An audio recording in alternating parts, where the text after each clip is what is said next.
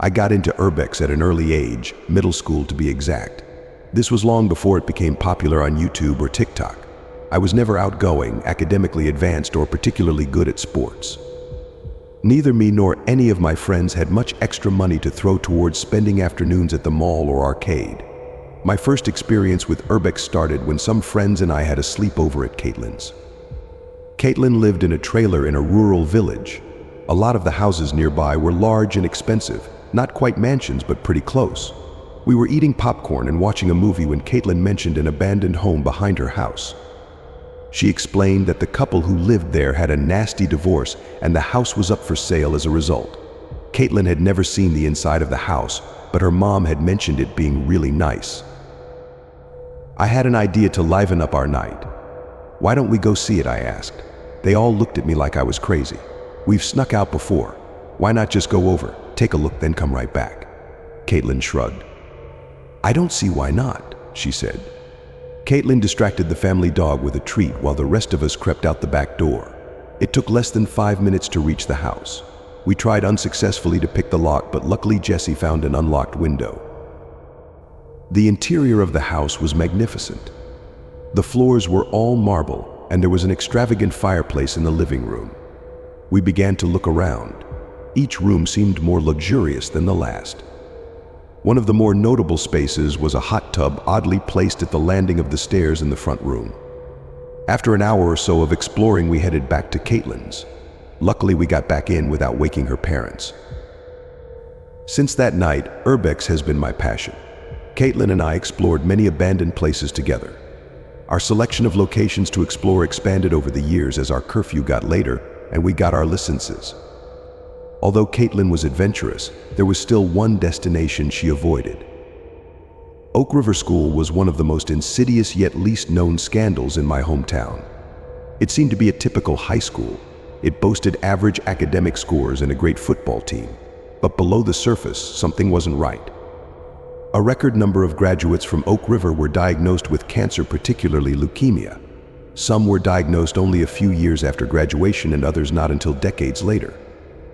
The school was abruptly closed and students were sent to temporary sites to continue classes while a new school was quickly rebuilt several miles away from the old one. Eventually, the truth came out. The soil Oak River High was built on was used as a dumping ground for nuclear waste in the 1940s. The cancer rates weren't a coincidence. The old Oak River was never torn down.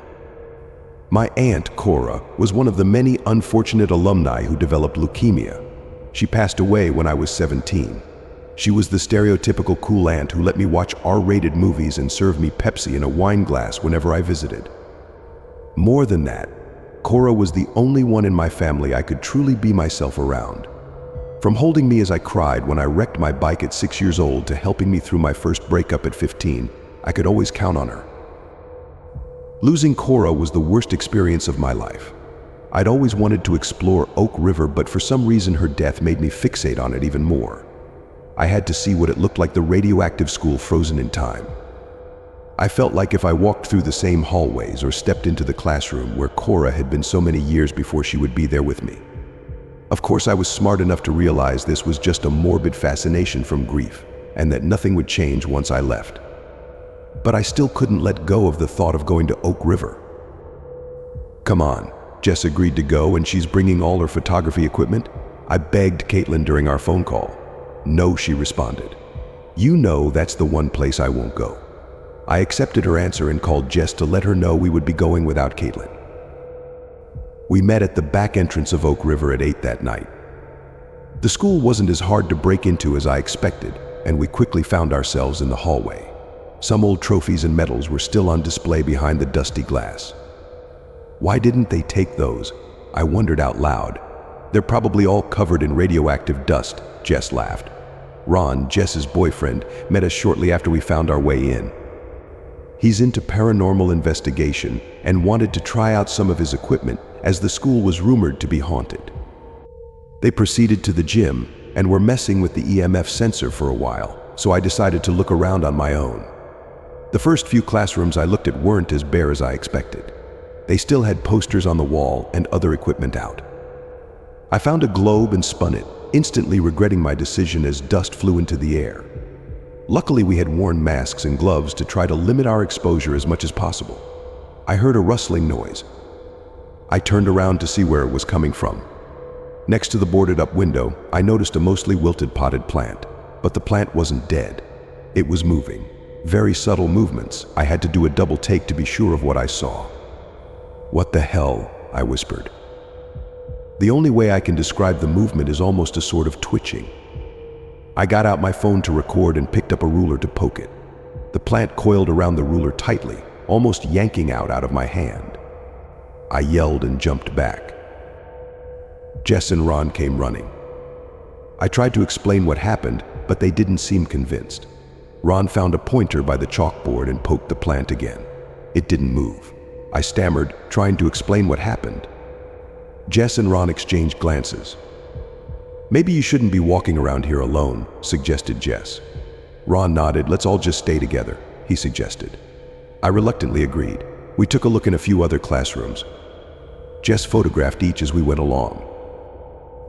Eventually, we made our way into the cafeteria. We found some old trays, glasses, and even unopened cans of food. As we ventured further into the kitchen, Ron halted, almost causing Jess to run into him. "Why'd you do that?" she snapped. "Shh. Listen," whispered Ron.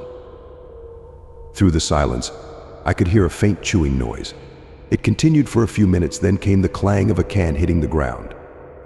A light rustling followed. We stood there, frozen. Ron involuntarily coughed. A figure emerged from the darkness. Jess turned the flashlight to it. It definitely wasn't an animal, but it also couldn't be human. It stood on two legs, was almost 7 feet tall, emaciated, with yellow-tinged skin speckled with red boils that looked like they were about to pop. The figure let out a groan that sounded equal parts terrified and angry. Jess screamed, dropping her flashlight. Ron and Jess took off in one direction while I ran in another. I ducked into a janitor's closet.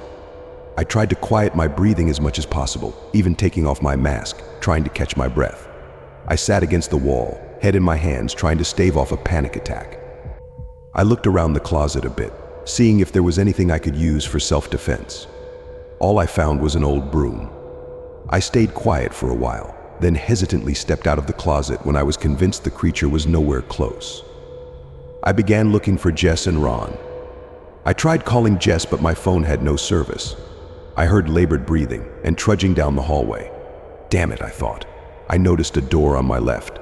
It was glass but was fogged up to the point where I couldn't see through it. The hallway was a dead end. I could hear the figure getting closer. I opened the glass door and stepped into the room. The air was thick and humid. I struggled to keep from coughing. I put the broom through the door handles to barricade myself in. I hoped the figure would pass me by, but then I heard a pounding at the door. I wasn't sure how much force it would take to break the old glass, and I had no interest in finding out. I panned the room with my flashlight, looking for another way out. My flashlight passed over a dark, reflective abyss. This was the old pool. The walls were covered in a mixture of black and green molds. I remembered Cora had mentioned being on the swim team years before. There was a door on the other side of the room.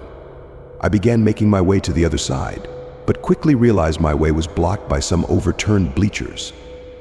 I tried lifting them up, but it was no use. "Harper," Jesse yelled from the door on the other side of the room. Noticing the predicament I was in, Jesse and Ron attempted to move the bleachers, but weren't able to either. At this point, the glass door was splintering from the humanoid monster pounding on it. "You know how to swim, right?" asked Ron. I nodded. "Are you crazy?" screamed Jesse. "She can't swim through that radioactive bullshit." I'd already accepted my fate of having to wade through this disgusting abandoned pool and tried to reassure her I'd be fine. I found a piece of wood to set my backpack on, trying to keep it as dry as possible. I stepped into the cold, dark water. The water felt thicker than I expected. It was like moving through jello. The smell was a repulsive combination of decay and metallic. I swam as fast as possible. I'd almost reached the edge when the water began rippling. My right leg stopped moving. It was caught on something. Jesse and Ron noticed my struggle. Ron jumped into the water and tried to pull me forward. He shined a flashlight through the dark waters, revealing a labyrinth of dark green limbs. "What the hell?" Ron whispered. The water began to move rapidly. I felt the slimy substance tighten around my leg and screamed. Ron began thrashing around, cursing and yelling. I frantically grabbed for my backpack, retrieving my pocket knife out of the front pocket. I took a deep breath, went underwater, and hacked at the slimy substance trapping my leg. It began to twitch as the grip loosened and I got myself free. Jessie was pulling Ron out of the water on the other side, crying frantically. Something most people don't know about Jessie is that she had an extreme fear of water and couldn't swim. A near-drowning experience when she was 4 had left her traumatized. I pulled myself up to the surface and we all ran out the door. Ron was limping. He had a nasty gash on his left calf. Once we got some distance from the pool, we stopped and Jessie tied her jacket around it to slow the bleeding. Jessie's phone rang, startling us. "Caitlin," she answered, placing it on speaker. A grainy FaceTime call lit up the screen. The background was dark but looked familiar. Caitlin was in the classroom closest to the entrance. "Caitlin, listen to me. You need to leave. There's some weird shit happening here," Jessie tried to explain. The connection wasn't good. The call cut out every few seconds, making it difficult to understand. Jessie, Ron, and I all tried to explain what was going on, but Caitlin clearly didn't understand. The connection continued to get worse the further into the school Caitlin got. Eventually, the call dropped completely, and none of us were able to dial back out. "Jessie, you and Ron get out and go find some help. I'll find Caitlin and meet you guys on the other side." Ron tried to protest. Luckily, Jessie was able to convince him that the bleeding was too serious to continue. As we parted ways, Jessie and I agreed that if Caitlin and I weren't safely out in 15 minutes, she would call for help. "Caitlin," I called out as I reached the front of the building. "Help," I heard her yell frantically. I ran towards the sound and saw her. We sprinted towards each other, but she tripped over something in the process. A figure donning an archaic gas mask emerged behind her, grabbing her ankles and dragging her away. "No," I yelled. I tried to run towards the assailant, but someone grabbed me from behind. As I tried to fight my way out, I flailed, slamming my head into the wall. I felt dizzy and everything went dark. I saw a light. I knew what people always said about going into the light. Was this death? "She's awake," I heard. A paramedic was kneeling over me. I jumped. As I regained consciousness, I started stammering. "What's going on? Where's Caitlin?" The EMT tried to calm me. My mom and Jessie were nearby. My head hurt a lot and my arms and legs were bruised. I was transported to the hospital. That night, the only answer I could get as far as Caitlin's whereabouts was that they were looking for her. The next day, I was informed by police that Caitlin's body was found in the school. The stairs had collapsed, crushing her. I tried to tell the police about the man in the gas mask, but they clearly didn't believe me. They pretty much nodded, then had a social worker follow up with me with information on trauma counseling. What bothers me the most is I'm not even sure Jess and Ron believe me. Something sinister is still happening in that school. I'm going back. River Oak won't take anyone else from me.